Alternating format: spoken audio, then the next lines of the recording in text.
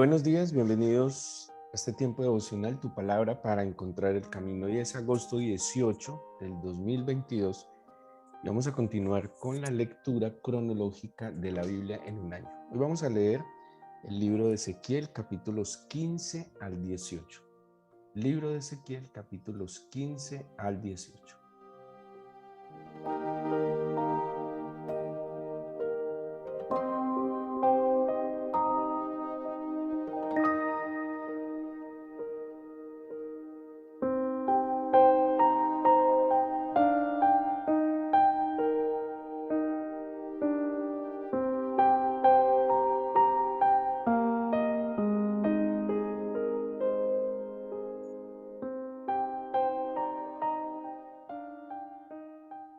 Esos capítulos que venimos leyendo, ya sabemos históricamente en qué momento estamos.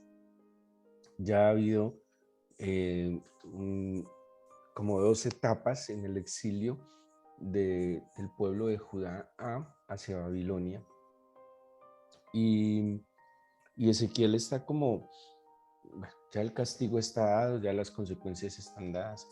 Ahora lo que se pretende es que el pueblo, de alguna manera, recapacite, entienda el por qué están sucediendo estas cosas, ¿sí? Y la idea de que al entender por qué están sucediendo estas cosas pueda volver su corazón al Señor, arrepentirse y entender que de parte del Señor siempre habrá una nueva oportunidad. Por eso Ezequiel sigue de alguna manera pues exhortando al pueblo a que caiga en la cuenta de lo que ellos han hecho, que tal vez no lo ven muy grave.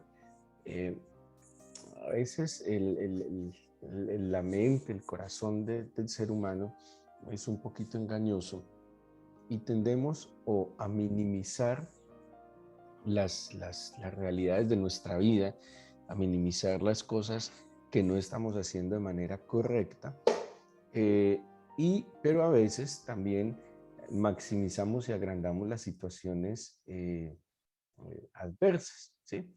Y aquí cuando está haciendo o ilustrando el pecado de Judá y de Jerusalén, en los capítulos 15, bueno, hay algo muy particular en Ezequiel, y es que Ezequiel utiliza parábolas, ¿sí? Como seguramente lo vemos en el Nuevo Testamento, en el Señor Jesús, utiliza parábolas, y también algo muy particular es que Ezequiel, como el Señor Jesús, explica las parábolas. Y, y en estos capítulos, él va a tratar de mostrarle al pueblo de Judá la magnitud de su pecado. Y es tal la magnitud de su pecado, por ejemplo, en el capítulo 16, va a hacer toda una comparación de Jerusalén, incluso a Samaria, que fue una ciudad, ya sabemos, era la capital de Israel, el reino del norte, que desde el momento en que se divide el país, pues al no quedar en el templo, Jeroboam, que fue el primer rey de Israel del norte, decide levantar unos altares de culto por miedo a que el pueblo volviera a Judá y a Jerusalén. O sea, desde el principio que fue creado este nuevo estado, fruto de esta división, se equivocaron, ¿sí? Y la fundamental equivocación tuvo que ver con el culto y la adoración al Señor. Y este pueblo, pues actuó muy mal, se pervirtió. No hubo sobre Israel, reino del norte, un solo rey que fuera bueno, ¿sí? No hay descripción en la Biblia como encontramos en algunos reyes de Judá, que dice, e hizo lo bueno, lo recto delante del Señor. No, en el norte ninguno hizo lo bueno, ni ninguno hizo lo recto. Algunos hicieron alianza con Judá, algunos fueron unos estrategas políticos y militares muy buenos, pero la rectitud o lo bueno o lo que el Señor considera verdadero es lo que tenga que ver respecto al culto, a la adoración, a la obediencia, a los preceptos del Señor. Bueno, el capítulo 16 entonces va a comparar a Jerusalén y a Judá con Samaria, va a comparar a Jerusalén y a Judá con Sodoma incluso, y les va a decir, y la verdad, ustedes han hecho peor que Samaria y Sodoma. Esto ya son palabras mayores. Hay dos versículos que a mí me parecen muy impresionantes de ese capítulo 16, que en el pasado lo estudiamos con detalle, por eso no lo vamos a ver hoy, que son los versículos 49 y 50, donde dice cuáles fueron o cuál fue la razón por la cual Sodoma fue destruido. Y nos habla de la soberbia, saciedad de pan, abundancia de ociosidad. Dice también que no fortaleció la mano del afligido ni del menesteroso, se llenaron de soberbia e hicieron abominación. Y ahí vemos las razones por las cuales pecó, cuál fue la maldad de Sodoma. Nosotros casi siempre hemos pensado que la maldad de Sodoma fue la homosexualidad, el placer sexual, el desorden sexual, pero miren de dónde vienen esas expresiones inmorales. Pero bueno, luego lo ven en detalle, cada uno o lo recordamos, pero quisiera que viéramos, bueno, el capítulo 17 es una parábola también muy importante, es una parábola donde menciona unas águilas, una vid, un cedro. Esa parábola hace referencia a los últimos reyes, es muy, muy importante y es de detallarlo seguramente en otro momento, porque en esta parábola profetiza Ezequiel acerca de un personaje muy importante que va a ser Zorobabel. Zorobabel. Zorobabel, no sé si le suena este nombre, es nieto del rey Joaquín, ¿sí? Y él va a ser, junto con Josué, uno de los líderes que van a ayudar al pueblo de Judá a volver a Jerusalén, a reconstruir el templo. Y es muy singular, el personaje de Zorobabel, sin duda alguna, es un tipo del Señor Jesús, porque este personaje Zorobabel, y en otro momento lo estudiaremos en detalle, bueno, primero es del linaje de David, ¿sí? Dice que es nieto de Joaquín. Eh, es un hombre que seguramente pudo haber nacido en el exilio o fue llevado al exilio siendo muy niño, y en medio del exilio el Señor levanta a Zorobabel y es digamos, la profecía que está planteada en el capítulo 17 con la parábola de aquella águila que trae aquel cogollo de cedro y lo planta en el Monte Santo. Y algo muy particular de Zorobabel, que no solo, pues seguramente como fueron sus antecesores, sus padres, abuelos, que fueron reyes sobre Judá, él, él, él lo va a hacer como David. ¿Y qué hizo David? ¿Cuál fue una obra principal de David? El anhelo por la casa del Señor. Si hay algo importante que hizo Zorobabel, y está profetizado también en Ageo, está profetizado aquí en Ezequiel, es que Zorobabel establecería, pondría los fundamentos, edificaría el templo al Señor en Jerusalén. Y ese Zorobabel está profetizado aquí en el capítulo 17 de Ezequiel, ¿sí? O sea que estamos hablando que posiblemente unos 40, 50 años antes que aparezca en escena Zorobabel, aquí se va a mostrar proféticamente a través de una parábola como aquel cogollo de cedro que va a ser traído de lejanas tierras y será plantado en el Monte Santo. Pero quiero que veamos el capítulo 18.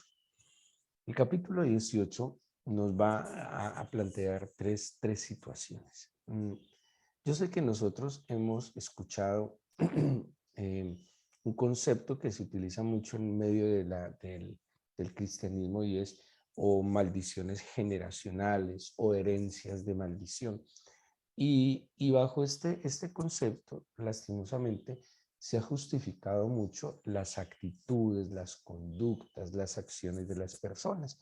Claro, de alguna manera excusa, podría ser así, de alguna manera él libera de ciertas responsabilidades el pretender decir que una persona tiene X comportamiento o, o ciertas actitudes a causa de las actitudes de sus antecesores o ancestros.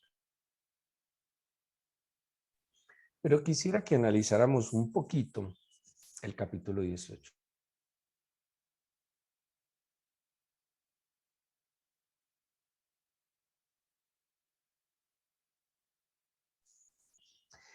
Y dice el versículo 1, vino a mi palabra del Señor diciendo, ¿qué pensáis vosotros, los que usáis este refrán sobre la tierra de Israel que dice, los padres comieron las uvas agrias y los dientes de los hijos tienen adentera?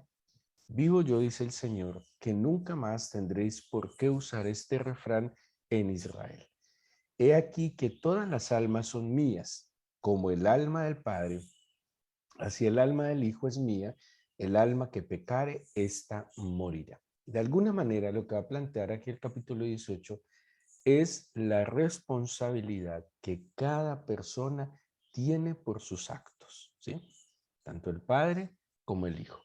Que cada persona, siendo un alma viviente que le pertenece al Señor, es y debe hacerse responsable de sus actos. Y pónganle cuidado, en los versículos 5 al 9 va a plantear qué actitudes y conductas debe tener una persona que va a ser grata delante del Señor, o sea, que va a ser agradable delante del Señor. Y dice así, y el hombre que fuere justo e hiciere según el derecho y la justicia. Primero, una persona que actúe según el derecho y la justicia. ¿Qué es esto? Una persona que está alineada a los principios, alineada a las instrucciones, alineada a las leyes, que actúa en franca justicia y en derecho, ¿sí? Para que una persona actúe en derecho y en justicia, debe conocer primero las leyes divinas, sin duda alguna, y debe conocer también las leyes que le atañen como ciudadano. ¿Por qué primero las leyes divinas? Porque hoy en día ya lo sabemos que hay leyes humanas desde los estados que contravierten las leyes divinas. Y un hombre justo primero conoce, procura, busca y obedece las leyes del Señor y claro que sí, trata de cumplir las leyes civiles que no estén en contra de las leyes divinas, ¿sí?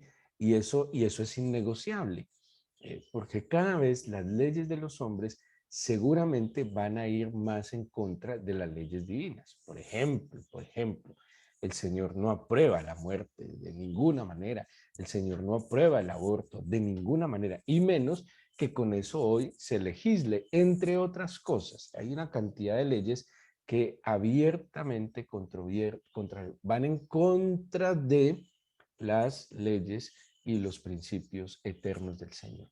Entonces, este hombre justo hace según el derecho y la justicia porque lo conoce, porque lo entiende. Dice, que no comiere sobre los montes, ni alzare sus ojos a los ídolos de la casa de Israel, ni violare la mujer de su prójimo, ni se llegare a la mujer menstruosa.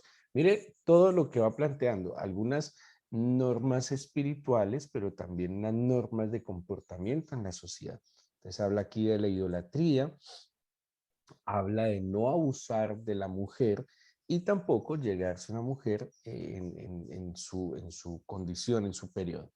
Dice que además no oprima a ninguno, que al deudor devolviere su prenda, que no cometiere robo, que diere de su pan al hambriento, que cubriere al desnudo con vestido. O sea, es una persona honesta, es una persona cumplidora, recta, justa, pero además tiene sensibilidad por la necesidad del prójimo. Es que así debería ser.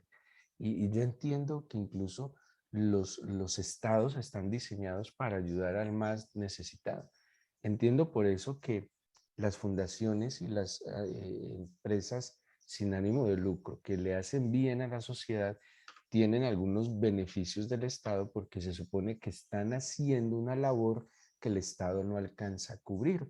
Y como hay labores que el Estado no alcanza a cubrir, estas organizaciones pues tienen ese deber y ese compromiso de hacerlo. Pero así debería ser la sociedad en sí. Quien tiene más privilegios debería ayudar, respaldar, beneficiar a aquel que tiene menos beneficios. Eso debería dar un poco de equidad a la sociedad. Dice versículo 8, que no prestare interés ni tomare usura, que de la maldad retrajere su mano e hiciere juicio verdadero entre hombre y hombre. Muy tenaz. Que no prestare a interés ni tomare usura. ¿Sí? Cuando alguien pide prestado algo, generalmente es porque lo necesita. Y en el libro de Levítico sí plantea la Biblia como pecado prestarle al hermano con interés, ¿sí? Eh, Porque es como, y así lo entiendo yo, es como abusar de la necesidad que tiene mi hermano, ¿sí? Y si yo tengo un recurso que le puede ayudar a mi hermano en un momento puntual, eh, pues se supone que yo le ayudo y le suplo una necesidad. Por eso, o sea, es algo así como que yo no me aproveche de la necesidad de mi hermano. ¿Sí? Eso es lo que plantea la Biblia. De mi hermano, aclaro, de mi hermano. Y la usura es un pecado, porque la usura de alguna manera es aprovecharse de la necesidad que tiene mi hermano. ¿Sí? Eh, en eso el corazón debe ser cuidado. Vuelvo y digo, el punto de fondo es que yo no puedo hacer negocio y beneficiarme con la necesidad de mi hermano. Yo tengo que tener presente la necesidad de mi hermano. Tal vez no tuvo las mismas oportunidades que yo, o así él hubiera desaprovechado las oportunidades. El punto y el fondo es, no debo abusar ni aprovecharme de la necesidad de mi hermano. Dice el versículo 9, eh, en mis ordenanzas caminare y guardaré mis decretos para hacer rectamente, este es justo, este vivirá, dice el Señor. Entonces, aquí hace un planteamiento general de una persona que es justa delante del Señor y que al ser justa, pues vivirá, ¿sí? La consecuencia de la obediencia es la bendición. La consecuencia de hacer lo que el Señor me manda es que se cumplan las promesas que están ligadas a cada orden que Él da. Cada orden del Señor tiene una promesa y cada cumplimiento de esa orden es el cumplimiento de esa promesa, pero también cada desacato de una instrucción que da el Señor también trae una consecuencia y generalmente la Biblia nos la deja ver clara, ¿sí? Pero ojo con el versículo 10. Pero si este hombre justo, está hablando de un hombre justo, si este hombre justo engendrare un hijo ladrón, derramador de sangre, que haga alguna cosa de estas, que no haga las otras, sino que comiere sobre los montes o violare la mujer de su prójimo, al pobre y menesteroso oprimiere, cometiere robos, no devolviere la prenda, o alzare sus ojos a los ídolos e hiciere abominación. Si prestare interés y tomare usura, ¿vivirá éste? No vivirá. Todas estas abominaciones hizo, de cierto morirá, su sangre será sobre él. Muy tenaz, porque se supone que el, el hijo del justo actúa con justicia. Y, si, y esto es muy delicado que hay que estudiarlo de verdad. Y si de verdad estas llamadas maldiciones generacionales no son más que una excusa tal vez para justificar muchas acciones de las personas y librarse de la responsabilidad de sus propios actos, porque aquí vemos un hombre justo que tiene un hombre perverso, un hijo perverso. Y dice, y aún por la justicia del Padre no va a ser librado el Hijo, porque cada uno tendrá que asumir la responsabilidad de sus actos. Muy tenaz. Ahora, podríamos explicar y tratar de hilarlo lo más delgado posible, que el papá de pronto lo dejó, que no le puso atención, que no lo cuidó, pero de alguna manera aquí plantea que un hombre justo por circunstancias de la vida, tuvo un hijo injusto. Lo hemos visto, es que es la historia de los reyes también. Ezequías fue un hombre, un gran rey, un hombre temeroso del Señor, pero sus descendientes, ¿cómo fueron? Perversos. Josías viene de un padre perverso, perverso Josías, pero Josías se convirtió y tomó sus propias decisiones de caminar en rectitud. Pero miren lo que vuelve a plantear el 14. Aquí ya vamos para una tercera generación. Padre justo, hijo injusto, y cada uno tiene el pago de sus acciones y de sus decisiones. Vuelvo y digo, padre justo, hijo injusto. Pero mire lo que dice el 14.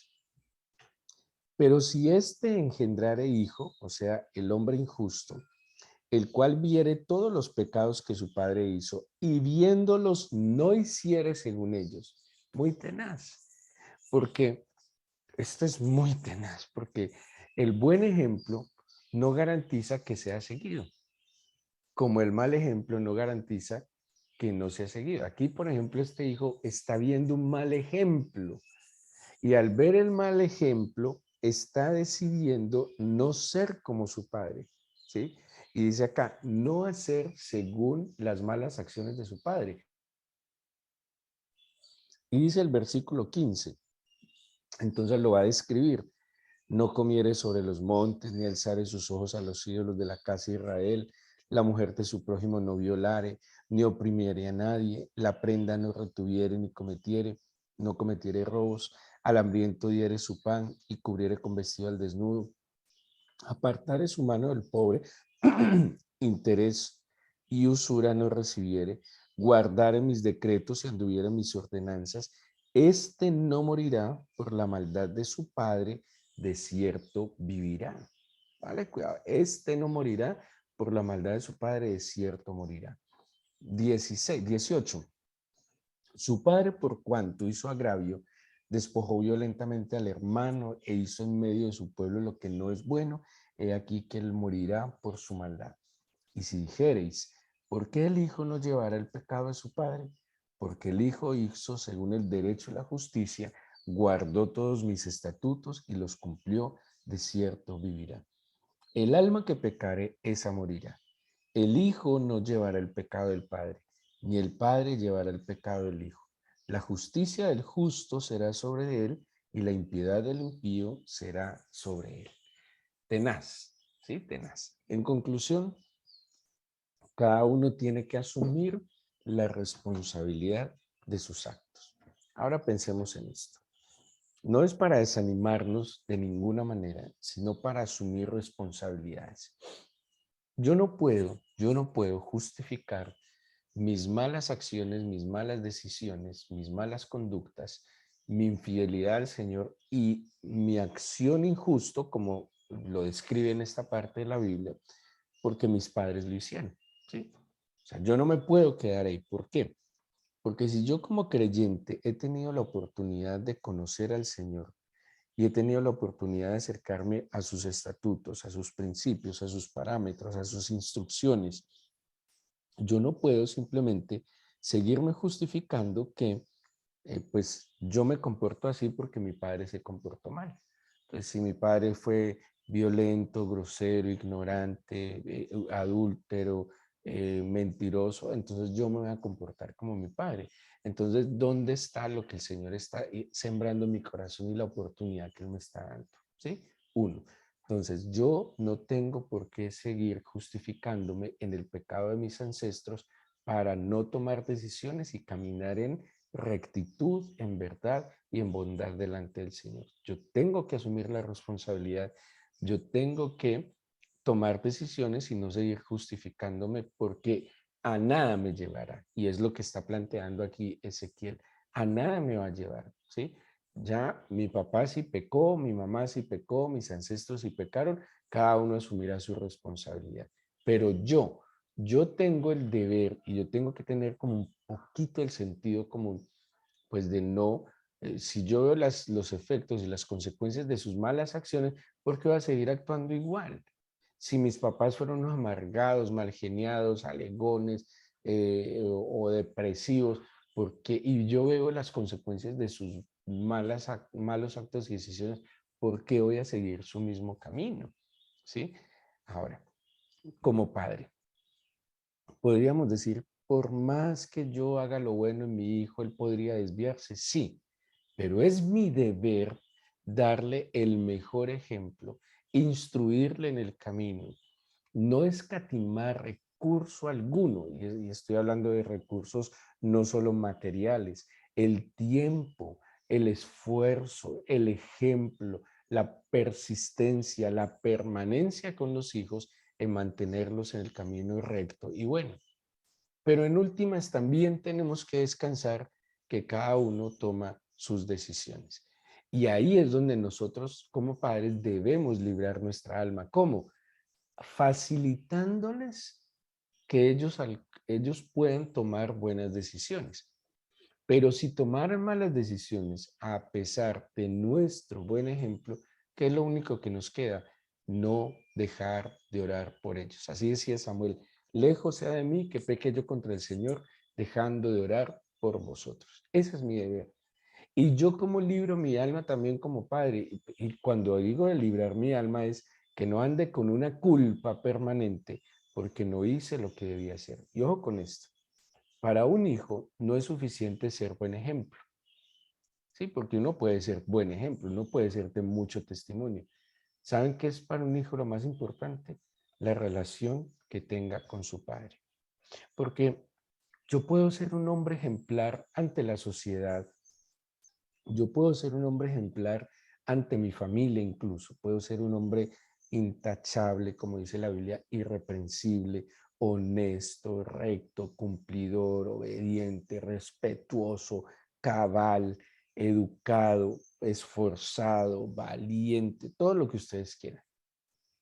Pero si no soy cercano a mi hijo, no hay nada que hacer.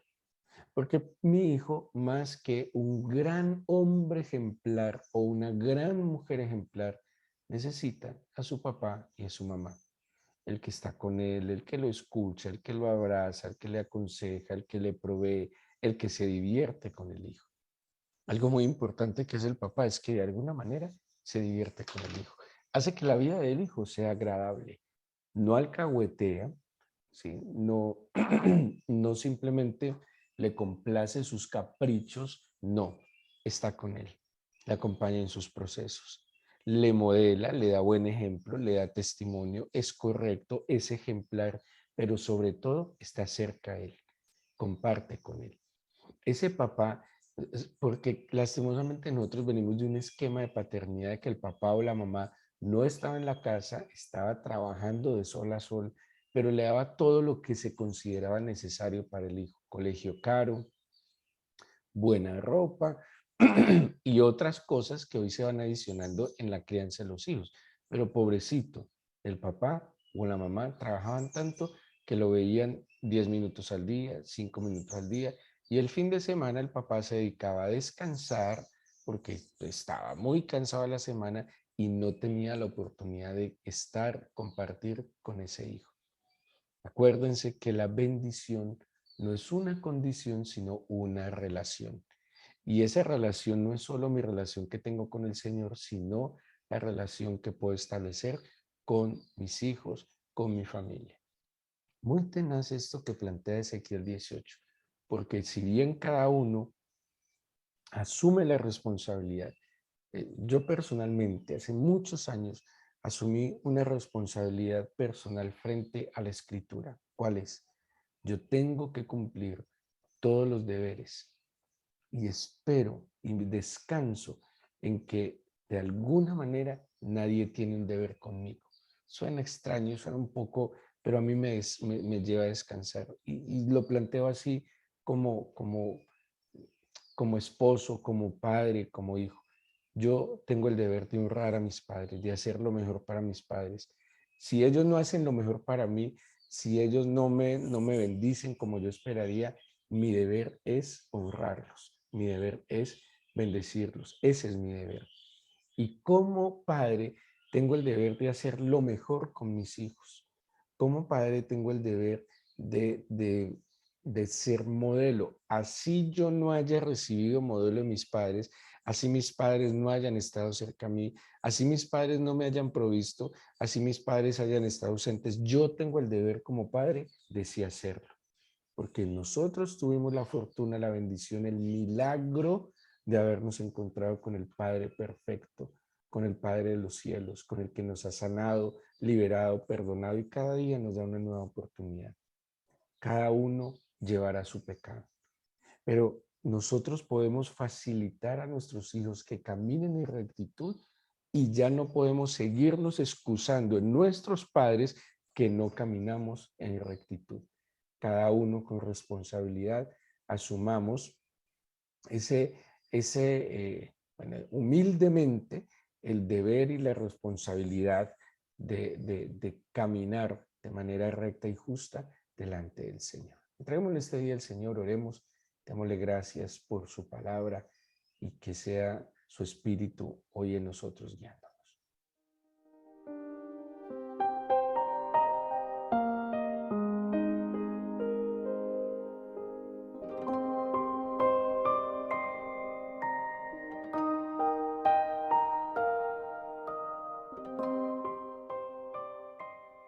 Padre eterno, ante todo te agradezco.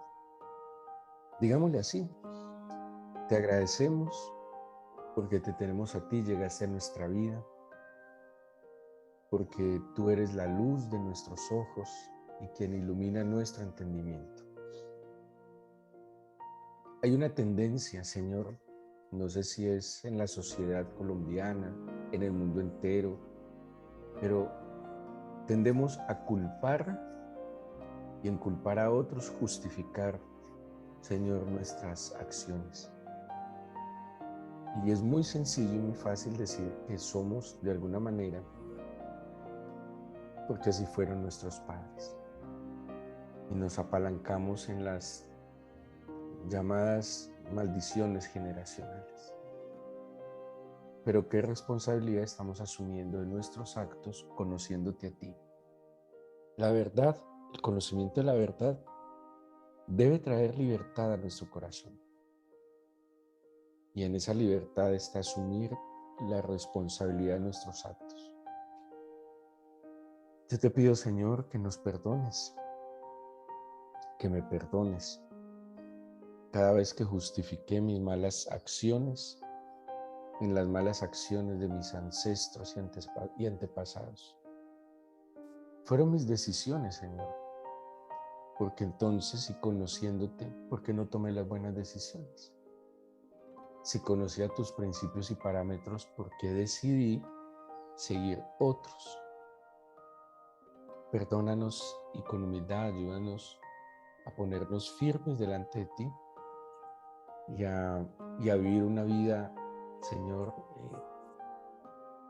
de rectitud. Eso es lo que estás demandando. Un corazón justo que se comporte en justicia y en derecho. Pero también ayúdame a ayudarle a mis hijos a caminar en justicia y en derecho. Y no es, Señor, tratando de ser contrapeso a la sociedad, Señor, en límites. Es más bien en acompañarlos cómo enfrentar esa sociedad. Acompañarlos a discernir. Eso plantea aquí la Biblia.